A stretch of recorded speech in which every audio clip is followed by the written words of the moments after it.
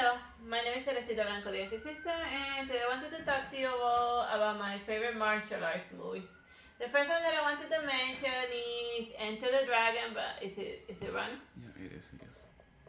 The first one that I wanted to mention is Enter the Dragon by Bruce Lee. Was his last movie, and he sadly passed away before he was able to film the last couple of scenes. So it's interesting how they ended up filming around it, but that's not important. He gets basically the plot is that he goes to they tell him to go undercover in a fighting tournament, I think, and he's also in there for revenge, cause never mind. Most martial art movies are a good portion of them are driven by revenge. Just tell me, or even most action films in a nutshell. Just it's personal. He's gonna fight extra hard cause it's personal. Cause his sister died cause of one of the fighters. Cause but I'm not gonna spoil too much of the plot. It's just Bruce Lee the top of his fighting skills and whatever before he kicked the bucket. So you can expect a lot of cool, neat choreographed fightings. And it also has a big international cast of other fighters that doing their thing. It almost feels like Mortal Kombat, but without the supernatural element to it. Cause a lot of the fights end up, even though it's not specifically even though it's not specifically commanded, most of the fights are to the death. So yeah, it's like Mortal Kombat, but it's not like aliens happening. Yeah, well, since they're outworlders, I mean, they're not from planet Earth, so technically Mortal Kombat's about aliens taking planet Earth for a joyride because of fighting reasons. The next one is The Drunken Master by Jackie Chan. This whole blog could have easily been my favorite 10 Jackie Chan's movie. The guy has made a lot of films, but The Drunken Master is the one that I find the most amusing. I don't know if it was the first one or the second one where he ends up fighting his bodyguard, and then I'd be thinking, wow, that guy has to be a seriously good fighter if he's the bodyguard of a martial artist. So yeah, so then he'd be oh, so then since the guy got injured, pay my bodyguard to rip me a new one. So yeah, that's the thing with Jackie Chan movies, that he's not shy about getting a beating in his movie, because when in Western movies, when the main actor protagonist is on the TV show, you can kind of have expect that he's not gonna get tossed around too much, or that he's always gonna win the fight or something. But in the Jackie Chan movies, with the beating that he's getting, you sort of start to question: is Jackie gonna survive the movie or not? He's even gotten burned for real. But yeah, but that's the life he chose for himself, cause they originally were training him to become the next Bruce Lee, but then he'd be I want to do comedy martial arts. I want to do my own thing, and then yeah, so then he became so successful because he followed his ninja way instead of doing what doing what everyone was pressuring him to become. So yeah, Jackie Chan. You can never go wrong with a Jackie Chan movie. Except in the movies where he doesn't fight, but whatever. Wait, there are movies where he doesn't fight? Yeah, I remember seeing one. I forget. Oh yeah, this one is Fearless by Jet Li. This also shows up in a lot, I remember the early 2000s, Jet Li, he started bringing out a hell of a lot of movies. He's more of a serious type of martial artist. Remember that movie, the one? A lot of people compare that movie with a weird Matrix ripoff, but whatever. It's like a Highlander, but with extra stuff. But I'm getting clear. But I'm getting sidetracked. I wanted to mention the movie Fearless, where he plays Hu Yang. And I remember mostly cause like the homeless guy that kept asking him like, dude, when are you gonna become the master of Chinese? So then the joke of this movie is that he got like the amazing title that he wanted and recognition, but it cost him everything. So then it's like a deep contemplative narrative on martial arts as a whole and like and revenge because like with him getting into a stupid fight with another guy and says he didn't back down and just getting into an eye for an eye type of situation here. And, well, the whole him losing it. Well, I don't want. If you haven't seen this movie, I don't wanna tell you too much what it means by him literally losing everything. But it's just interesting that it's not like your typical martial arts movie where everything pans out for the main character. But then again, a good portion of martial arts movies ends with the main character dying, but whatever. Fun fighting. And this one is the movie Hero, also by Jet Li. That one I do remember going to the theater to like watch it. I liked a lot like the fancy, flowy red pedal fighting.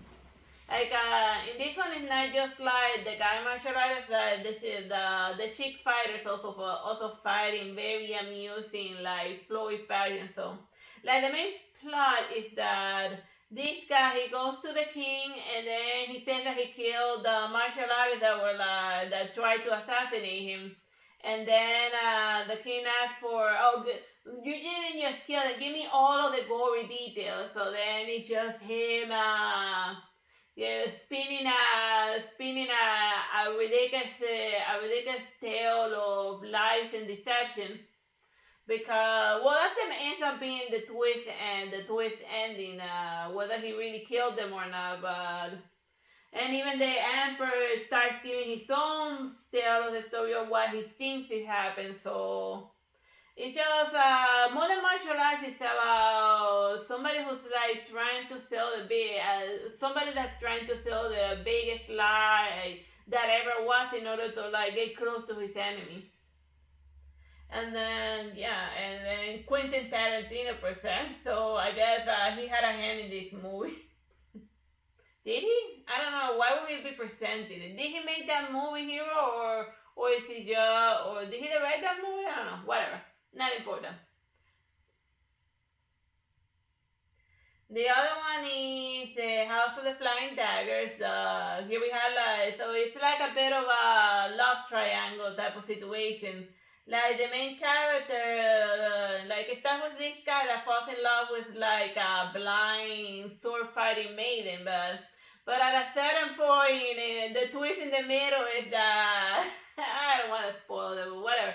He ends up like getting completely, and then it becomes a bit of a escort mission with him trying to get her back to her people because he ends up falling in love with her. He just tries to get her to like return to like the House of the Flying Dagger, which is a rebel group that's like trying to do high stake assassination. And why? Because of some revenge plot. If I had a nickel for every revenge plot that is a fuel for martial art movie, but if you want to do like an action film, there's nothing easier to write than is for revenge. Oh yeah, this movie advertises itself with flying daggers, and you're gonna see a lot of flying daggers. Oh yeah, well constantly shurikens. Yeah, like shurikens and then the Because fly. And the fly. And they are gonna do a lot of those levitating type of one. She doesn't do a lot of that levitating flying thing. But it has a cool, hilarious. It also has some dance, which is very amusing. with the drum scene. Yeah. Where they throw pebbles at drums and then she has to like hit the drum and stuff in order. Just it happens like right at the beginning, so it's not like a big spoiler. It does a lot of dancing at the beginning, and then the rest is just random martial arts, but mostly like sword related. But it also has like the fisticuffs. Cause like when they think of when Western traditionally think of martial arts, they only hyper focus on hand to hand combat. But a lot of most of Jackie Chan movies is just him.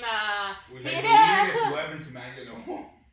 with the craziest one thing being a step ladder. You know, like the thing that you used to like paint walls and stuff. But yeah, it's, like martial arts are trying to like turn into weapons like everyday household items. It's I've a seen they feed someone with a dust duster. yeah, with a duster. Un plumero. Un plumero, a feather duster, and a fan. Because that's the way that martial arts works. In how they had described it in back is that martial arts was created by women. So, because they say that martial arts in its core is a skill that the weak people use in order to defeat people that are physically more powerful than they are. But you don't see very strong individuals like George Rohana having to rely on martial arts. He just punches you. Yeah, he just punches your lighter, just using his raw physical strength. So then that's martial arts in a nutshell, the thing that helps the weak overcome the strong. So yeah, pay attention to every household item around you whenever you're about to get into a brawl, because as the martial artist, way clever. Make turning a weapon out of an everyday item. Yeah, the perfect example of that was Baki versus that dinosaur guy. He was winning as long as he used martial arts, but the moment that he tried to get into a fist fight with him, into a brawl. The guy who eats dinosaurs for breakfast one. But we're getting sidetracked. That has nothing to do with how I planned that. Oh yeah, this one is Imp Man. I couldn't which is he's like the teacher of Bruce Lee. And then they made like a whole movie about him because the Ip Man, while Bruce Lee had a very colorful movie career, Ip Man had a very colorful life. Like he legit, he legit had to like do martial arts against the occupational force of Japan back when it was like back when they like a lot of people forget that like people from Japan had like concentration camps in China, and they'd be like, why do the Chinese hate the Japanese so much? And then they'd be like, dude, because like one of their grandmothers, whatever. A lot of old war. Yeah, the Manchurian occupation after World War II and all. So. Yeah, like they have since the Chinese people live like for 100 and 200 years. There's a lot of great grandparents telling their grandchildren the Japanese are awful, and look at what they did to me, you know. Cause like but one of the stuff I think that one gets discussed in like the second movie. Cause you can like just watch any of them. The first one is post World War II, when they're like starving to death. No. The first one is just him establishing it as a character. Then the second one is doing World War II. Then the third one is post World War, and then like the fourth one is the fourth one. Yeah, and this one he fights a boxer. That was fun. And they also keep randomly teasing that he's gonna be teaching Bruce Lee how to fight, but he just shows up as a little kid, and they never quite pan out on that subplot. You want to see Bruce Lee? You want to see Bruce Lee? Well, not in this movie. Maybe the next one. But they keep teasing him. Yeah, I mean, I come back when you're grown up a little more. But yeah, the movie teases a lot the subplot of where he's gonna like finally teach Bruce Lee how to fight. But yeah, like Bruce Lee was like the martial artist of the movies. He was like kicking people for real, and like the real faces in real warring times. Yeah, I think the first one was gang wars, because like there are like different groups like fighting each other, a la Ikitosen. But yeah, if you're gonna see a lot of like fighting it's this one. But do take in mind that like one of the movies, it takes place during World War II, and it's very grim and depressing, and it shows a lot of rocks at the Japanese. If you like, so because like Westerners hyper focus on like Hitler, but they forgot that there were two other guys that were like part of like the evil Who were trial. also Nazis, yeah. Yeah, not Nazis, but yes, they were Nazis. Well, yeah, because Hitler was like he bossed the other two around. So yeah, like the Italians were Nazis, and so were the Japanese, even though they don't want to admit it. They were part of the Nazi Axis. Yeah, that was his official. They called it the Axis trial. No, it was the Nazis. Yeah, but historical revisionism, and that's the reason why I got two nukes in your head. But whatever, and I don't want to get too much in the past. Oh yeah, this one is Kickboxer by. This is like the first martial arts movie that is not like completely populated by like people from China. That doesn't have someone from China as the protagonist. Also, the based on true story on this is with very, very large potential. Very based on true story. Like this one has it was Kickboxer, the one where he does the uppercut, not punch, right? No, in this one he gets a coconut thrown to his balls. It's the other one where he. Yeah, no, you're right. He also did another one where. The other one's called Bloodsport. Bloodsport. This was the one where they threw a coconut in his balls, and the other. Oh yeah, and he puts and then he does puts the glass in his head in order to go box with like the final boss. And this guy plays himself, and then he'd be like, "Dude, do you really see this?" So you're like, so you're playing somebody that like forces himself on a woman as himself, and whatever. Yeah. Okay, like the plot of this is but it's still a revenge plot. This guy crippled my brother, so I'm gonna go cripple him, cause that's what martial art movies in a nutshell, revenge. Oh, think about it. He crippled his brother, but his revenge is for him to say mate. I forget. No, like at the end he said, I did more than defeat him. I got him to say mate. Like that doesn't really help him. I had no idea what the hell. I don't even remember that line. At the end of the movie, when he's telling his brother about the fight. Thank you for spoiling the ending. Yeah. Well, at least in Asia, if it's an American movie, he's gonna win. It's a given. But with Asian movies, it's like harder to tell whether the main character is gonna survive to the end or not. It's a 50-50. Well, it's an American movie. He's a Brazilian fighter, so like. Well, is he? Yeah, Jean-Claude Van Damme. He's from Brazil. Is he? I don't know. I have my. I mean, he did a capoeira movie, but just because he did a Brazilian fighting doesn't mean that he himself is Brazilian. I should really look this up before saying that. Whatever. Who cares? It's just a dumb martial arts movie. Moving along.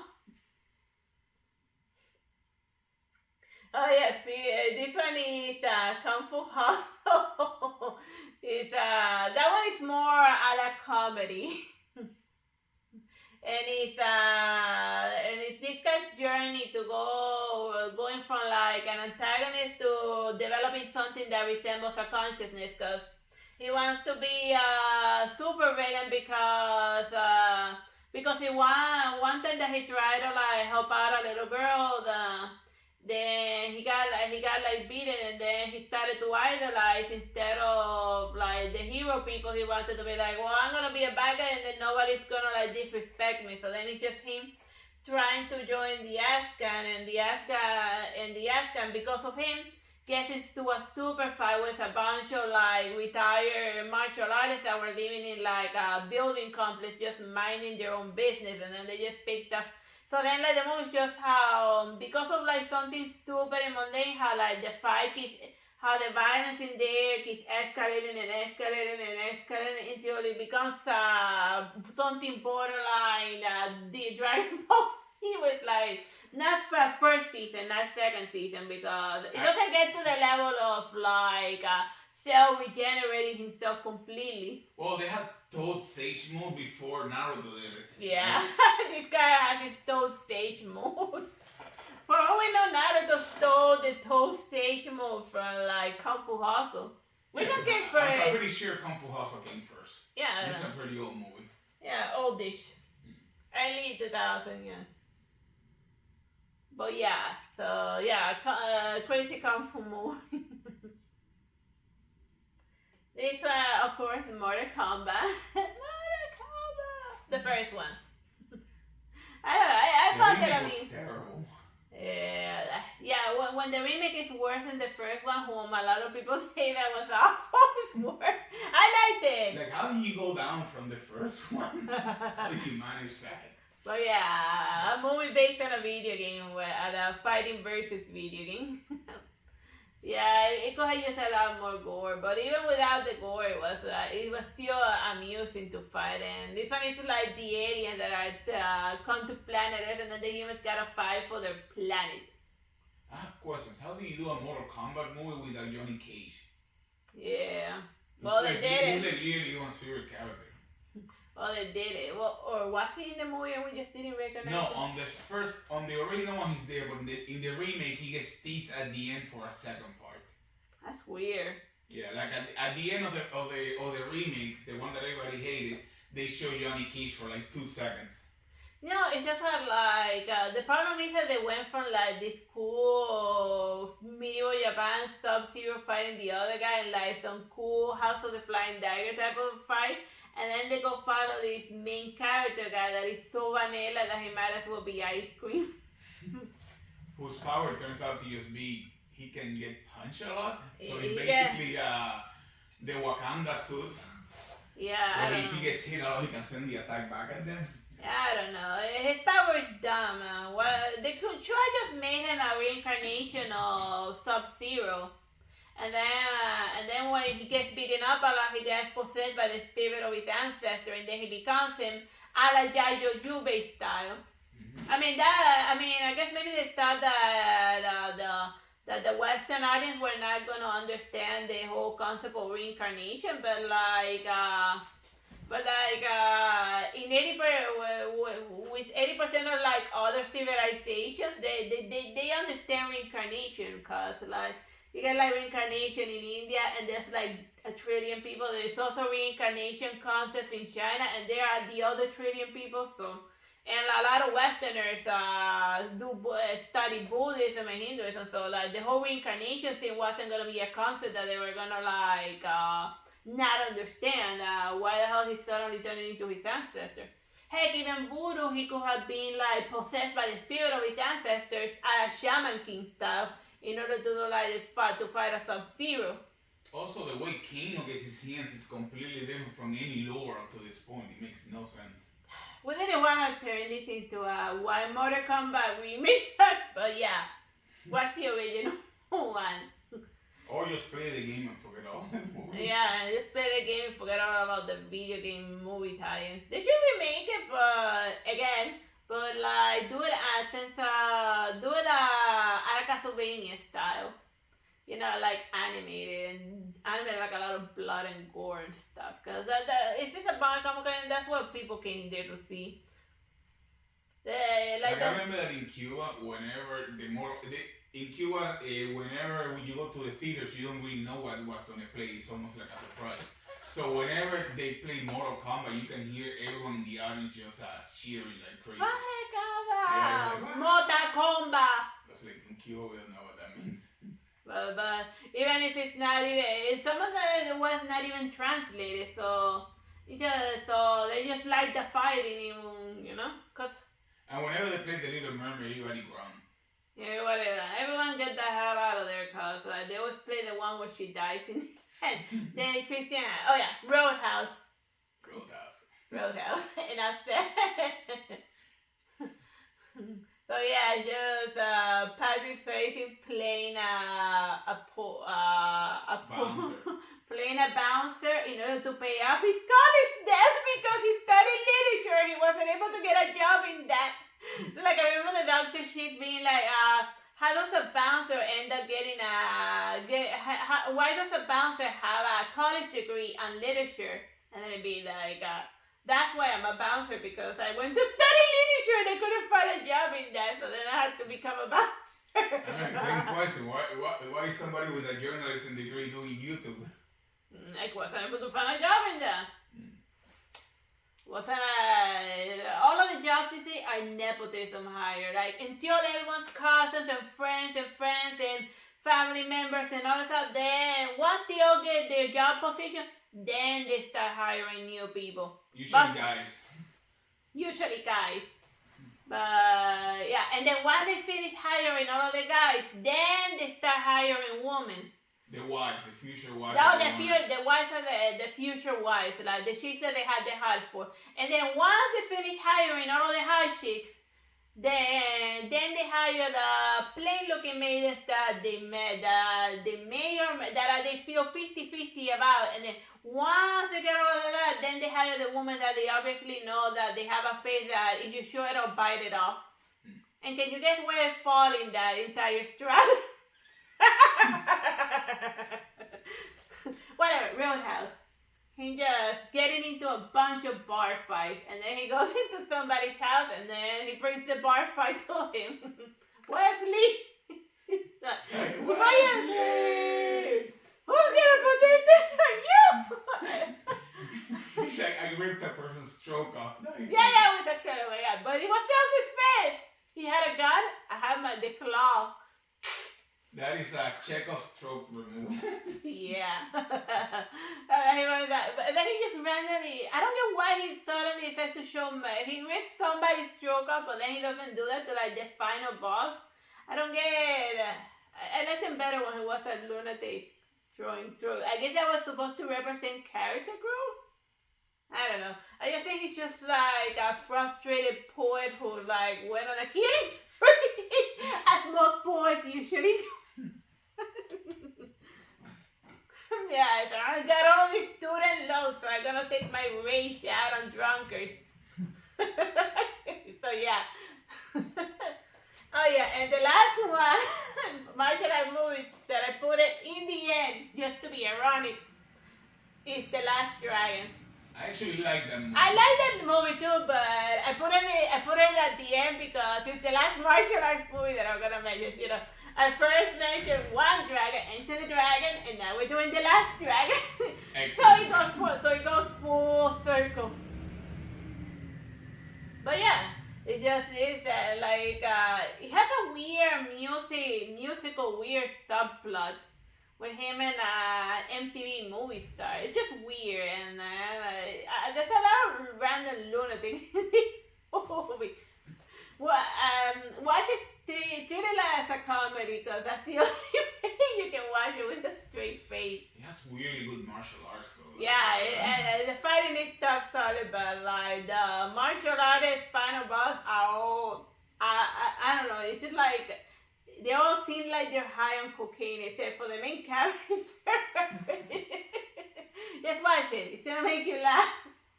I don't know whether that was their intention, but yeah, it's fun fighting. And like does he also wear like the yellow? Yeah, he does a bunch of Bruce Lee references. Yeah, like this one is chock full of Bruce Lee references, and then he does like some weird glow stuff, and then they cue like the 80s music. You got the glow, it shows a little bit, like, okay? So now his hands are glowing, and that increases martial arts skills, maybe. I don't know, whatever.